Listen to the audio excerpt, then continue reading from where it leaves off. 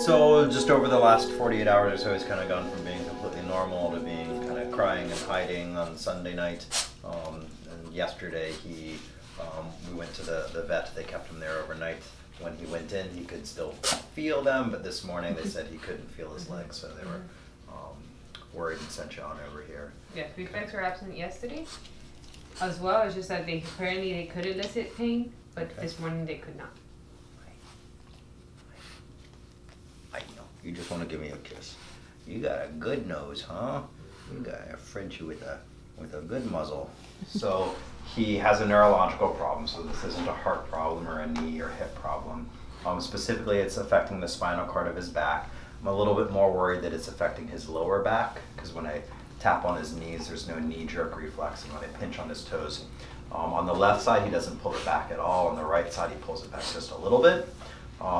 So when we see those things of not having reflexes, it doesn't make it better or worse, it just suggests that the problem's in the lower back as opposed to the mid-back. Whenever a dog's having a hard time walking, the next thing we try and say, or the first thing we try and say is it a neurological problem? And we said, yes, it is. The second thing we try and say is, where is it? And we think it's in his lower back. The third thing we try and say or determine is, how bad is it, or how severely is he affected?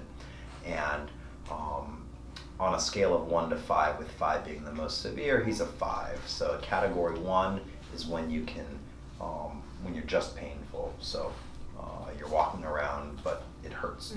Saturday or Sunday night when he cried out. Category 2, you're able to walk, but you're incoordinated or wobbly in your back legs. Category 3, you cannot walk, but you can still move your legs. Category 4, you cannot move your legs, but if I pinch on them, you still feel them. And category 5, what we call no deep pain, is when I pinch on your toes, you don't feel it. So pinching on it and there being a little bit of pulling back doesn't count. What we're looking for is we pinch it and he turns and he says, ouch, that hurts.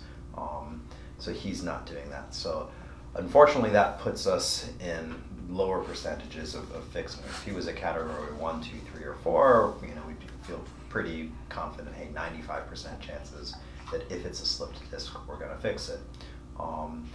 Since he cannot feel his legs, we only have about 50% chances of fixing this. And when I fix, I mean, walking comfortable, pooping, peeing, etc. That's assuming it's a slipped disc, which is the most likely thing. There are other things that can cause these exact same symptoms in a French Bulldog. Tumors, meningitis, strokes, but number 1, 2, 3, and 4 on our worry list is a slipped disc at this point. If it's a slipped disc, 50% chances that we regain the ability to walk. It's not like overnight we do surgery and he's walking tomorrow. It will take time. We'll get him all checked in. Dr. Adams has some paperwork we'll go over, and we'll talk to you soon, okay? Okay, thank you. You got it.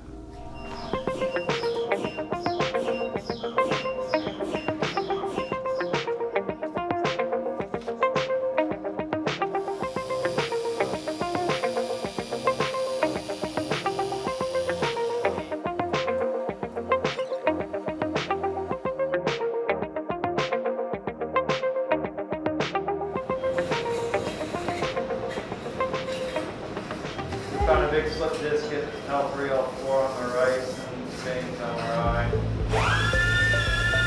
We're doing a surgery now. We only have about a 50% chance of regaining the ability to walk. It's going to take time.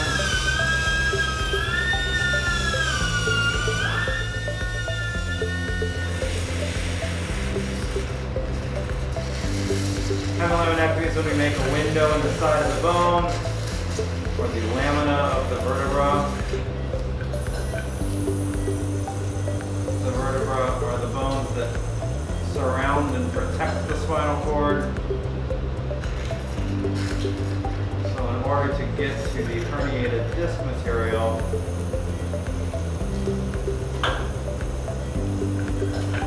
we need to do a laminectomy.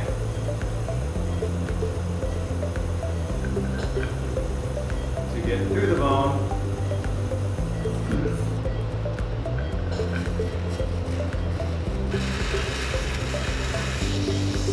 We'll do one nice rinse before taking off the last inner shelf of the bone.